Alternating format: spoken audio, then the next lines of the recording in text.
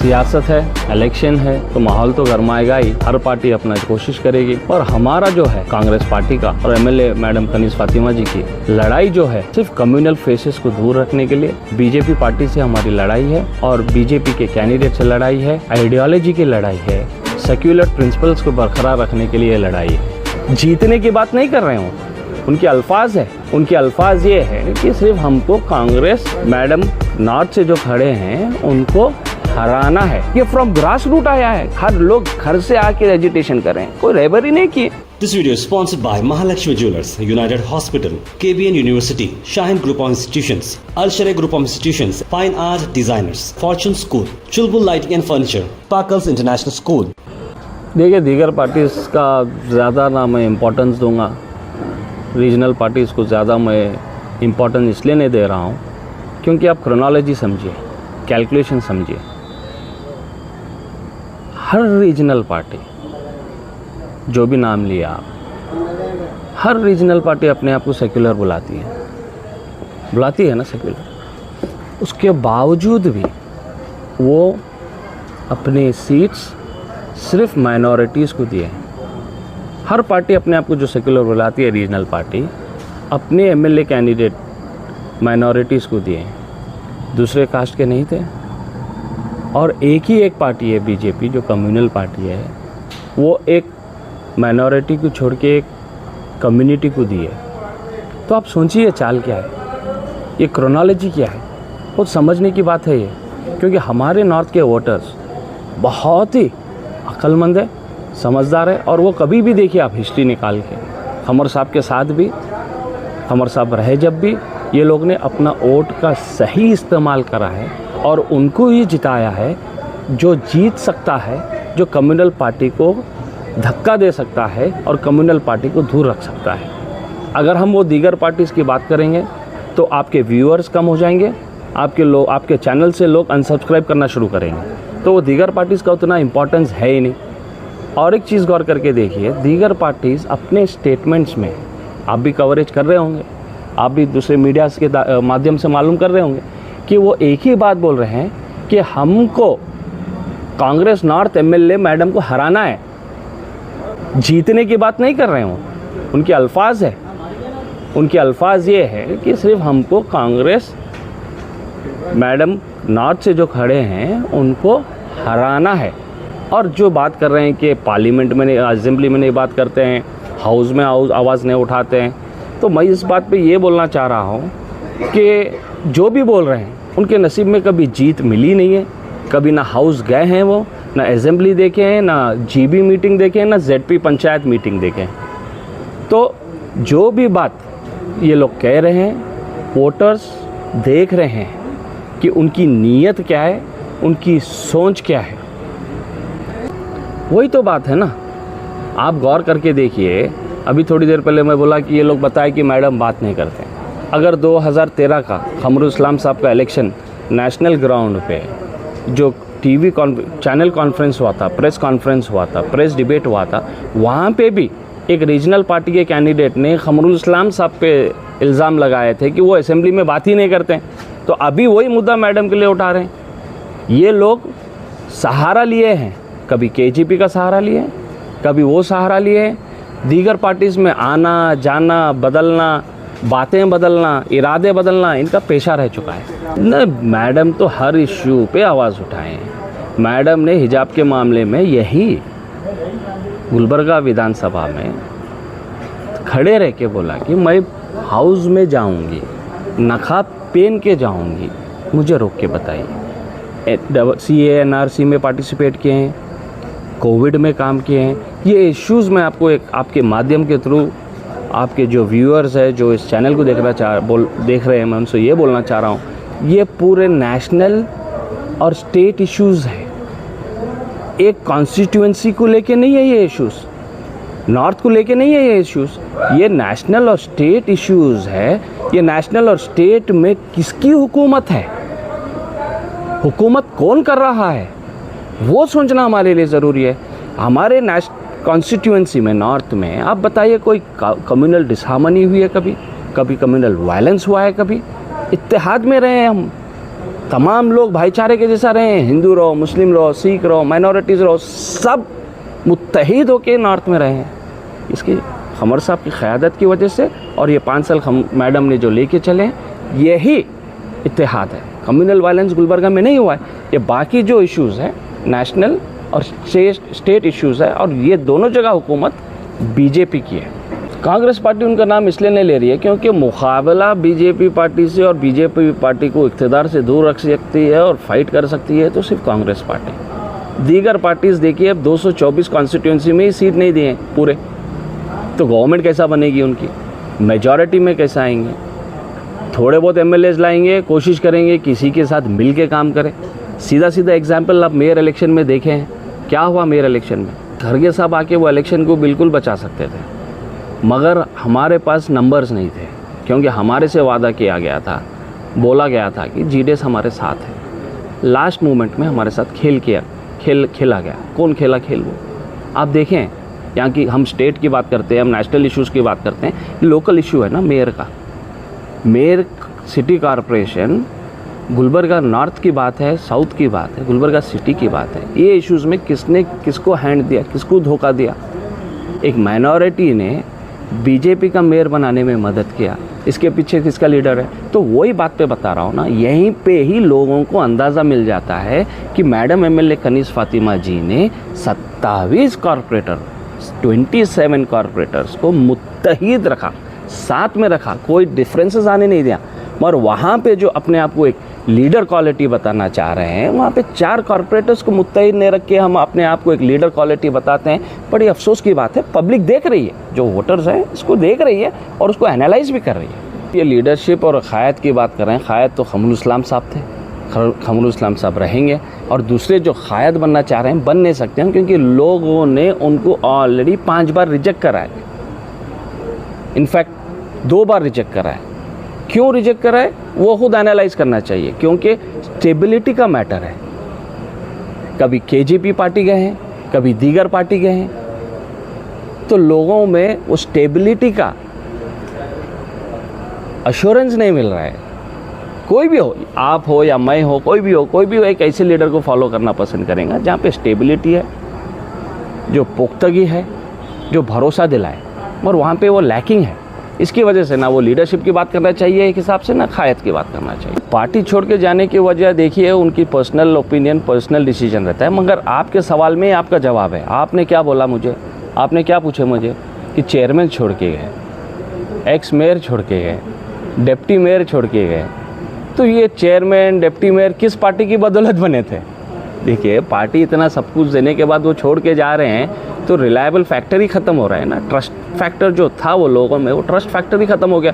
लोग भी सोचेंगे ना कि भाई पार्टी ने इनको मेयर बनाया, पार्टी ने इनको डिप्टी मेयर बनाया, पार्टी ने इनको चेयरमैन बनाया, मेंबर बनाया, कई सारे पोस्ट दिए, उसके बावजूद भी ये छोड़ के जा रहे हैं, तो लोग उस पर एनालाइज करेंगे कि ये कितने रिलायबल हैं, कितने ट्रस्टवर्दी हैं। आज उनको छोड़ें तो कल हमको भी छोड़ सकते हैं। तो कल की मीटिंग का ज़्यादा इम्पोर्टेंस देना मुझे वो ये नहीं लग रहा है, ज़रूरी नहीं लग रहा है, मगर आप पूछ रहे हैं तो पब्लिक को मालूम भी होना चाहिए ना। पब्लिक भी वही कश्मोकश में है कि जिसने अपने आप को बताए थे कि भाई हम ऑनलाइन कांग्रेस ज्वाइन कर रहे हैं, आज अचानक मीटिंग का कोरम होता है, मीटिंग का एक फंक्शनल प्रोसेस रहता है। मीटिंग की शुरुआत में ही तुम बोल रहे हैं मैडम के साथ में कौन है, और नासिर उस्ताद जो जीडीएस कैंडिडेट है उनके साथ कौन है, और मीटिंग शुरुआत होते ही तुम डिक्लेयर कर रहे हैं सपोर्ट।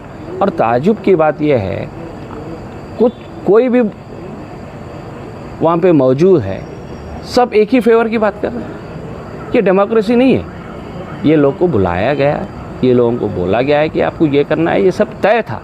तो ये मीटिंग का कोई इम्पोर्टेंस नहीं है, और लोग समझते हैं। लोगों में काफ़ी कश्मकश है कि वोट किसे डाला जाए, क्योंकि बीजेपी एक तरफ से स्ट्रांग मानी जा रही है, दूसरी तरफ से कांग्रेस भी स्ट्रांग, उसके बीच में जेडीएस भी जो है ना अपना कुछ वज़नपना बढ़ाती जा रही है। तो इसको आप किस तरीके से देखते हैं? मैं लोगों को वही अपील करना चाहता हूँ, लोग हमारे बहुत समझदार हैं, वो अपना वोटिंग राइट मैं रिक्वेस्ट करता हूँ हर टाइम सही यूज़ करें। ये टाइम पे भी बैठिए घर पे, मशवरा कीजिए आपके बड़ों से, अपने आप से पूछिए कि बीजेपी पार्टी को अगर आप अपने शरीयत में मुदाखलत देना चाह रहे हैं, अपने बहनों को तकलीफ़ देना चाह रहे हैं और कई पर्सनल लॉ के मामले में वो इन्वॉल्व होना चाह रहे हैं, यूनिफॉर्म सिविल कोड लाना चाह रहे हैं। अगर ये सब चीज़ों को दूर रखना चाहिए, दूर रखना है, तो कांग्रेस पार्टी को वोट करिए, एमएलए मैडम कनीज़ फातिमा जी को वोट करिए, क्योंकि ये बहुत इम्पॉर्टेंट है। निजी मसले, निजी परेशानी, निजी नाइत्तफाकी ख़त्म हो सकते हैं, मगर अगर एक बार अगर आपका वोटिंग राइट आपने वेस्ट किया, ज़ाया किया दीगर पार्टीज़ को डाल के, आप याद रखिए हमारे सर पे जो तलवार लटकी है यूनिफॉर्म सिविल कोड की, हमारे पर्सनल लॉ में मुदाखलत करने की, हमारे बहनों को हिजाब के मामले में लेके, दूसरे मामलों में लेके परेशान करने की, हमारे माइनॉरिटीज़ को परेशान करने की ये तलवारें हमारे सरों पे लटक रही है, हमारे लिए ख़तरा बन के सामने आ रही है और इसका मुंह तोड़ जवाब देना है तो सिर्फ हमारे हाथ में है। अगर हम वोटिंग पैटर्न सही करके सोच समझ के कांग्रेस पार्टी को जिताएंगे तो कल हम इंशाअल्लाह अमन से रह सकते हैं। बाकी ये पब्लिक का डिसीजन है वो सोचने पे, क्योंकि मैं हर टाइम बोला हूँ कि सब में बेहतरीन मखलूक इंसान है, वो सोच सकते हैं, परख सकते हैं, महसूस कर सकते हैं, बोल सकते हैं। तो वो लिहाज से लोग समझना चाहिए कि हमारे दूर अंदेशी रहना चाहिए कि दूर अंदेशी में हमारे लिए क्या ख़तरे आ सकते हैं, बीजेपी क्या कर सकती है, पिछले 10 साल क्या करी है, कर्नाटका में 5 साल क्या करी है, आपको मालूम है। तो आपका वोटिंग राइट जो इस्तेमाल करना है, इस्तेमाल करके कांग्रेस पार्टी को वोट करिए, एमएलए मैडम कनीज़ फातिमा जी को वोट करिए, दीगर पार्टीज़ की बातों में मत आइए। क्योंकि मेरा एक ही रिक्वेस्ट है, आप एनालाइज़ करिए कि जो फर्स्ट टाइम इलेक्शन खड़ा है वो 35,000 लेता है, फिर अचानक 14,000 पे आता है दीगर पार्टी से। तो मेरा मानना ये है कि जो भी जब भी इलेक्शन खड़ा रहता है उसका वैल्यू बढ़ना चाहिए, उसका वोट परसेंटेज बढ़ना चाहिए, मगर कम हो रहा है। ये साजिश है मेरे भाइयों बहनों। मैं और एक बार अपील कर रहा हूँ, एक ही चीज़ पे गौर करिए, दूसरे अपने आप को सेकुलर पार्टीज़ बुलाने वाले सिर्फ माइनॉरिटीज़ को सीट दिए हैं। और एक चीज़ बहुत ही इम्पॉर्टेंट चीज़ आपके जहनों में लाना चाह रहा हूँ, एमएलए मैडम कनीज़ फातिमा जी ने इतने साल में ना कोई मीडिया के सामने, ना कोई माध्यम के सामने, किसी भी अपोजिशन के पर्सनल लाइफ में या पर्सनल के बारे में कभी बात नहीं किया। वो उनके एथिक्स है, वो उनके प्रिंसिपल है। और बाकी दीगर पार्टीज़ को देखिए आप, कभी उनको दही वाली बोले, कहीं दूध वाली बोले और अलान फलान मैडम के बारे में बोल रहे हैं। तो ये हमारी माँ के बारे में बोल रहे हैं, आप और हमारी माँ के बारे में बोल रहे हैं। इस पर बहुत गौर से एनालाइज़ करिए कि एथिक्स बहुत इम्पॉर्टेंट है, पॉलिटिक्स रहो या पर्सनल लाइफ रहो। ये एथिक्स आप एमएलए मैडम कनीज़ फातिमा जी में देखे हैं कि वो किसी की पर्सनल लाइफ में, किसी भी अपोजिशन के बारे में कभी गलत अल्फाज इस्तेमाल नहीं करें। ये तो है ना, यही तो डुअल पॉलिसी है। अब इलेक्शन सामने, ईश्वरप्पा का स्टेटमेंट हम लोग को समझ में आना चाहिए, हमारे वोटर्स को, हर हमको और मेरे को खुद समझ में आना चाहिए कि उनकी चाल क्या है। कि उनको जब मुसलमान की ज़रूरत नहीं है तो वही चाल चल के ये क्या कर रहे हैं, मुसलमान के वोट्स डिवाइड कर रहे हैं। उनको मालूम है ये लोग मुत्तहिद हैं, इनकी हर चीज़ एक है।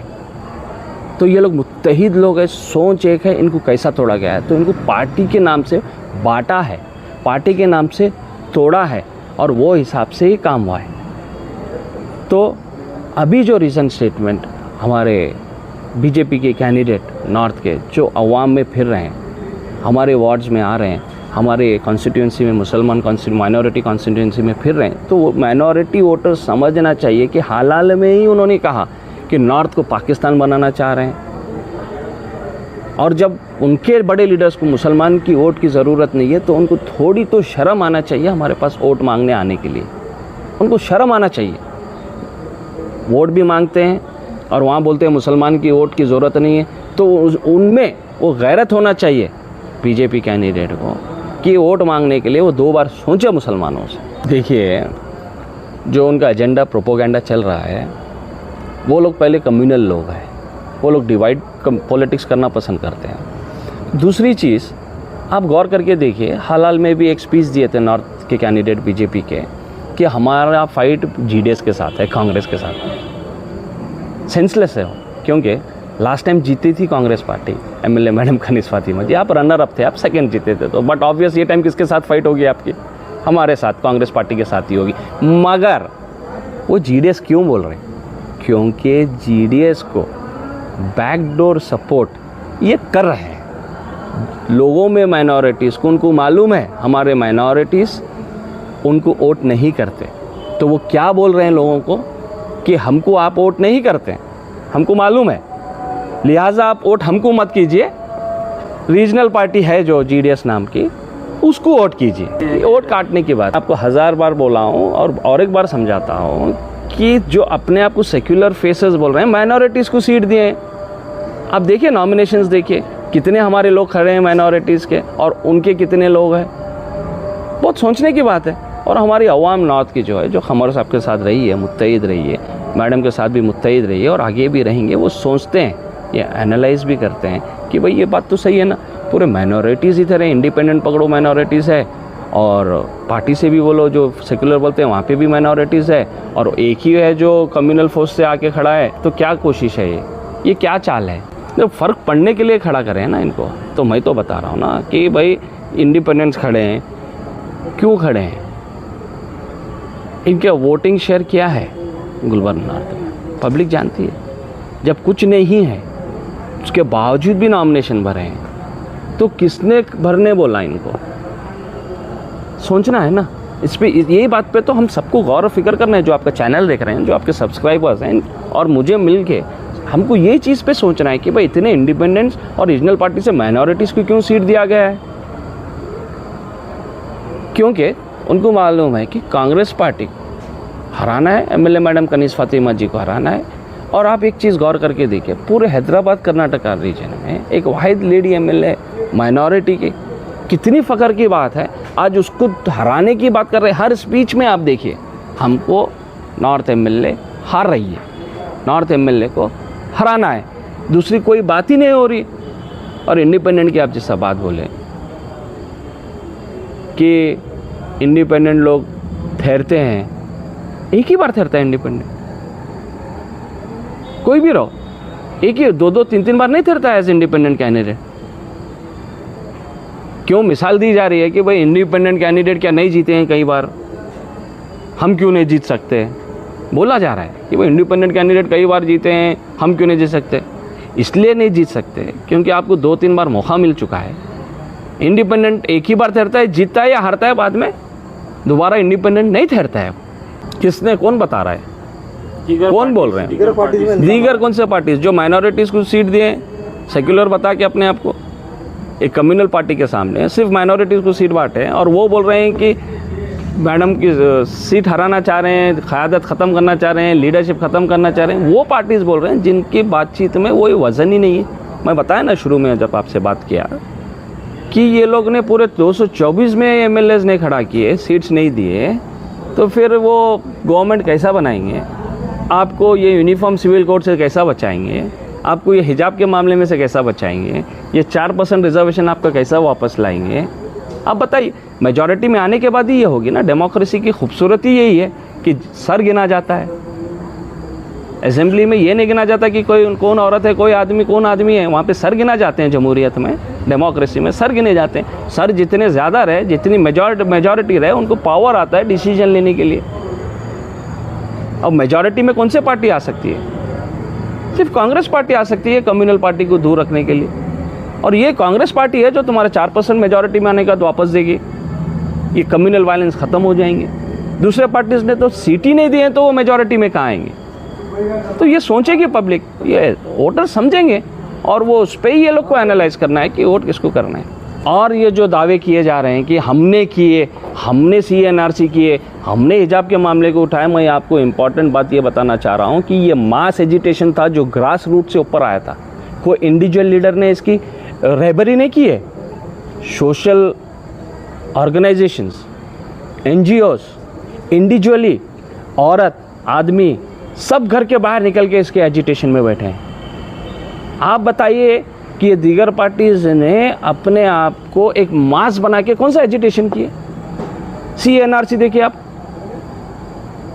ये फ्रॉम ग्रास रूट आया है। हर लोग घर से आके एजिटेशन कर रहे हैं, कोई रहबरी नहीं किए।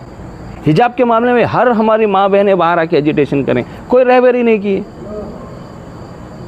आपका मास लेके आप कब किस मुद्दे पे एजिटेशन किए हैं? आप भी तो कई सालों से सियासत में, आपके कारनामे क्या हैं? आप अभी अभी आए सियासत में, उम्र निकल जा रही है, आपके कॉन्ट्रीब्यूशंस क्या है सोसाइटी की तरफ, सर वो भी सोचना चाहिए ना। या खमर साहब के 40 साल के क़यादत हैं, एक एक गिन के बता सकते हैं। वो इश्यूज पे बात की है नेशनल चैनल पे, उनका ताल्लुकात होंगे, कोई रिलेशनशिप होगा, जो इनको इनवाइट किए थे उसके बारे में हम कुछ बता नहीं सकते हैं। दिए हैं तो दिए हैं, मगर वो नेशनल इश्यूज पे उन्होंने ये क्यों कंडेम नहीं किए कि कुमार स्वामी उनके जो अन्ना हैं उन्होंने काउ स्लॉटर हाउस बिल में क्यों सपोर्ट किया? बोलना चाहिए था नेशनल टीवी चैनल पे। मैं उस हमारे लीडर के अन्ना, जिसको अन्ना बोलते हैं, हम यहाँ साहब बोले तो तकलीफ होती है, वो अन्ना बोले तो अच्छा रहता है। वो जिसको वो अन्ना बोलते हैं, वो अन्ना के खिलाफ कंडेम करना चाहिए था स्टेटमेंट कि काउ स्लॉटर हाउस में आपने क्या हिसाब से सपोर्ट किया। आप रिकॉर्ड निकाल के देखिए, आजकल को एवरीथिंग, सब चीज़ हाथ में, गूगल सर्च करिए, काउ स्लॉटर बिल कैसा पास हुई कर्नाटका में, कौन एब्सेंट था या कौन मौजूद था। नेशनल टीवी पे बोलना चाहिए ना। बीजेपी के अगेंस्ट बात करने के लिए तो आपका काम ही है बात करने के लिए, और ये भी बात करना चाहिए था कि भाई काउ स्लॉटर बिल का जो हमारे कुमार अन्ना ने किए, गलत किए, माइनॉरिटीज़ को तकलीफ दिए। क्योंकि वो बोलते हैं हम पार्टी से मतलब नहीं रखते, हम पार्टी की नोक, जूतों की नोक पे रखते हैं, और पार्टी के टिकट लेके खड़े हैं। सब मुत्तहिद है हमारे वोटर्स। मगर मेरी अपील लोगों से ये है, मेरे वोटर से ये है, मेरी नॉर्थ कॉन्स्टिट्यूंसी के एक आम ज़िम्मेदार नागरिक होने के बावजूद भी मेरा अपील आप लोग से यही है कि अगर आप और हम मुत्तहिद होकर कांग्रेस पार्टी को वोट करेंगे तो हम यूनिफॉर्म सिविल कोड से दूर रहेंगे, हम हिजाब के मामले में महफूज रहेंगे, हम 4% रिजर्वेशंस वापस लाने में कामयाब रहेंगे, कम्युनल वायलेंस ख़त्म करने में कामयाब रहेंगे। ये मेजर इश्यूज़ हैं जो हमारे बच्चों के मुस्तकबिल पे इफ़ेक्ट कर सकते हैं। क़ानून लाएंगे, आपकी सिटीज़नशिप ख़त्म करेंगे, आपके वोटिंग राइट्स ख़त्म करेंगे, क्योंकि यही सोच में है कि मेजॉरिटी आई तो ये मामले आसान हो जाएंगे। और आपको एक बात बता दूं, बहुत ही इम्पॉर्टेंट बात यह है कि अगर कर्नाटका में जो अल्हम्दुलिल्लाह कांग्रेस पार्टी पावर में आएगी, अगर वो पार्टी पावर में आ गई, कांग्रेस पार्टी जीत गई, तो साउथ के पूरे दरवाजे बीजेपी के लिए बंद हो जाएंगे, साउथ में उनकी एंट्री ख़त्म हो जाएगी। ये आप और हम मिलके ही कर सकते हैं।